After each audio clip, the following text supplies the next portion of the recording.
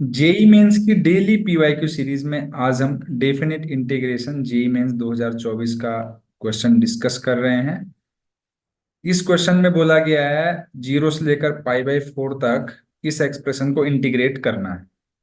तो देखिए इस क्वेश्चन को इंटीग्रेट कैसे करेंगे। अगर आप किसी भी प्रॉपर्टी के बारे में देखेंगे किंग्स या क्वींस, तो यहाँ पर वो अप्लाई नहीं हो पाएगी, क्योंकि जब आप पाई/4 - x करोगे तो उससे एज सच कोई रिजल्ट नहीं आएगा। क्योंकि अगर यहाँ पर पाई/2 0 से पाई/2 होता तो पाई/2 - x करके साइन कॉस में बदल जाता, तो उस केस में हम सोच सकते थे। बट अभी ऐसा कुछ है नहीं। तो सबसे पहले हमारा फोकस इस वाले एक्सप्रेशन पे होना चाहिए, इसको हमें सिंप्लीफाई करना है।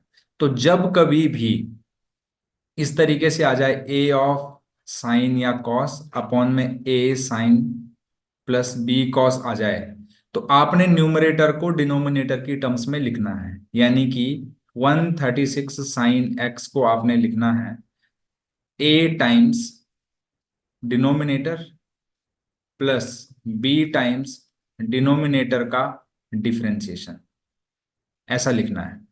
तो 136 साइन एक्स को आप कैसे लिखेंगे, ए टाइम्स डिनोमिनेटर यानी कि 3 sine x plus 5 cos x plus B times denominator का डिफरेंशिएशन करेंगे तो साइन का होता है कॉस, और कॉस का डिफरेंशिएशन होता है साइन, वो भी नेगेटिव का।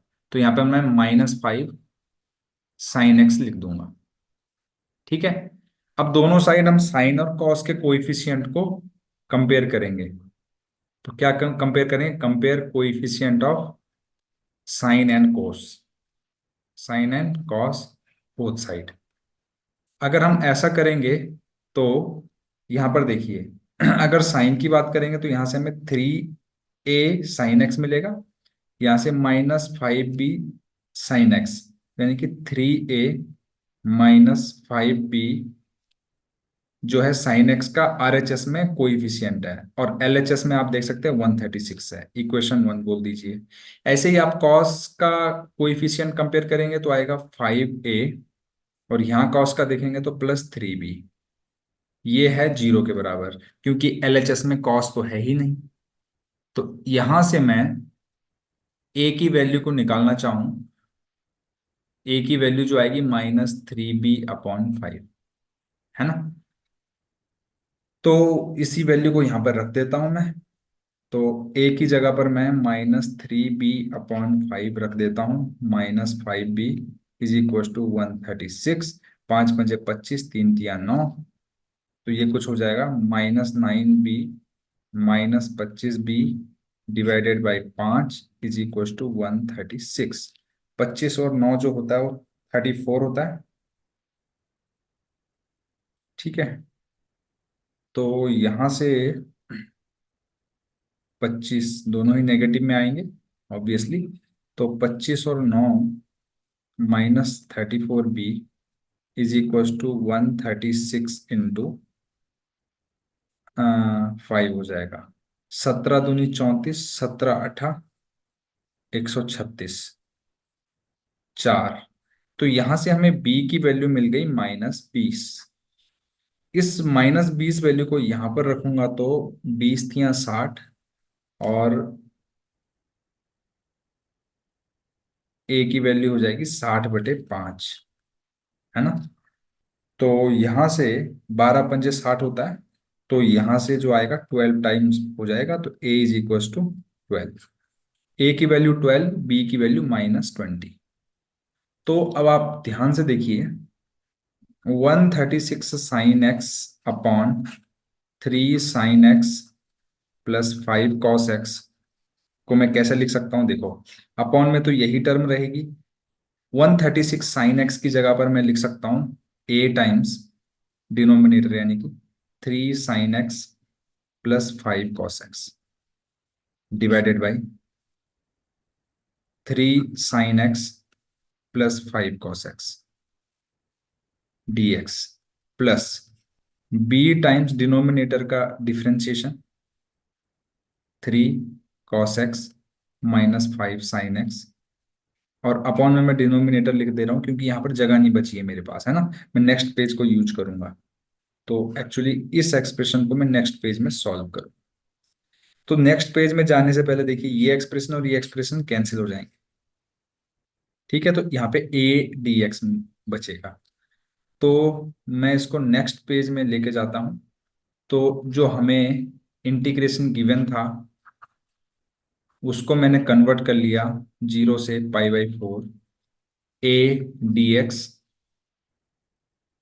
और यहाँ पर जो b की वैल्यू थी दैट वाज, चलो b ही रहने देते हैं, प्लस b को हम कॉमन ले लेते हैं बाहर। अंदर जो है 0 से π/4 3 cos x - 5 sin x divided by 3 sin x plus 5 cos x dx। तो अगर आपने इस डिनोमिनेटर को t माना तो 3 cos x - 5 sin x dx की जगह पर आप dt लिख सकते हैं।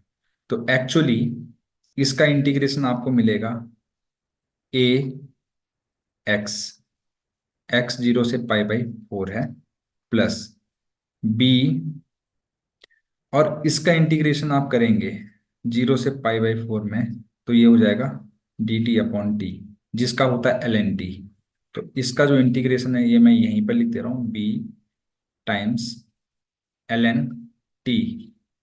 अब चाहे तो हम लिमिट यहीं पर चेंज कर सकते थे, बट हम लास्ट में चेंज करेंगे। तो b ln t की जगह पर हम जो माना है t उसी को रख लेते हैं। तो 3 sin x plus 5 cos x 0 से π/4, ऐसा कुछ आ गया। यहाँ पर वैल्यू रख देता हूं मैं, π/4 -0 आ जाएगा। अब देखो यहाँ पर sin π/4 और cos π/4 अगर आप रखेंगे यहाँ पर तो आपको मिलेगा 1/√2, 1/√2, यानी कि 3/√2, 5/√2, 8/√2। क्या आ जाएगा? 8/√2। ए की वैल्यू 12 में रख दे रहा हूँ यहाँ पे, 12 × π/4 माइनस बी की वैल्यू 20 रख दिया, -20। और अंदर जो मुझे मिला ln 8/√2, है ना, माइनस ln, जीरो रखेंगे तो साइन तो जीरो हो जाएगा, कॉस जो है 1 हो जाएगा, तो ln 5 आ जाएगा यहाँ से, है ना। तो इसको 3 टाइम्स में कट कर दीजिए, ये भी कट जाएगा, है ना। तो आई थिंक 4√2 बचेगा यहाँ पर। तो ये हो जाएगा 3π - 20 ln 4√2 प्लस 20 ln 5। लेकिन अगर आप ऑप्शन में जाएंगे तो ऐसा कोई ऑप्शन नहीं रहा होगा। तो अब उसी को मैं बता देता हूं यहाँ पर आपको कि जो ऑप्शन के अकॉर्डिंग क्या आंसर आएगा। देखिए, इस 20 को मैं लिख सकता हूं 10 × 2 ln 4√2। अब देखो, मैं मेरा फोकस केवल इस पे है ना, इस पे। तो आपका आंसर तो ये आया है। अब बस मेरे को इसको सिंप्लीफाई करना है, क्योंकि ऑप्शन में ये वाली टर्म और ये वाली टर्म मैच कर रही है, बस ये वाली टर्म absent रही होगी। तो इस 2 को हम लॉ की प्रॉपर्टी से इसका स्क्वायर बना सकते हैं, ऊपर लेके जा सकते हैं। तो ये हो जाएगा 10 ln 4√2 का स्क्वायर।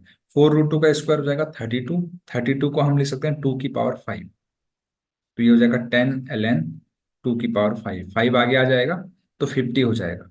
तो एक्चुअली जो ये एक्सप्रेशन है ये डेफिनेटली क्या हो जाएगा, 3π - 50 ln 2 प्लस 20 ln 5। सही है, 20 ln 5। आई थिंक ऐसा ही होगा, 4 × 4 = 16, दूनी 32, 2 की पावर 5, है ना। तो यही आंसर आ जाएगा इस क्वेश्चन का, यही इस क्वेश्चन का आंसर है। आप अपने ऑप्शन को चेक कर सकते हैं जेईई मेंस वाले। तो अगर आपको सॉल्यूशन अच्छा लगे, चैनल को लाइक, शेयर और सब्सक्राइब करना बिल्कुल ना भूलें। Thank you very much.